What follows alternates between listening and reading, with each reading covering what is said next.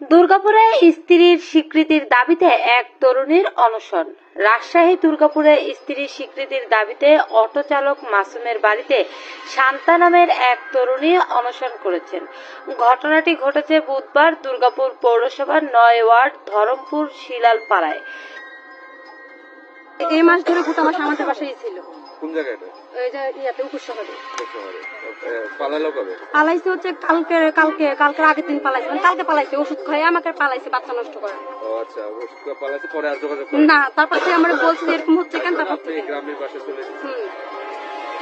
এখন কি চাচ্ছেন আপনি? কিছুই না। মাসুম ও যে বাসার ছেলে না, ওরা বলতেছে তাহলে ওরা তেজ্য পুত্র করছে, কাগজটা মানে বের করে দেখে আমি চলে যাবো। আচ্ছা, কত টাকা দিন মোহর ছিল? 3 লাখ টাকা। 3 লাখ টাকা দিন মোহর আপনাকে বিয়ে করছিল।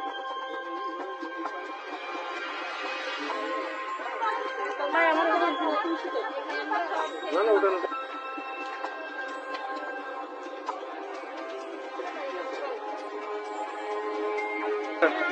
আমি তো ওটা যাইলে বলছি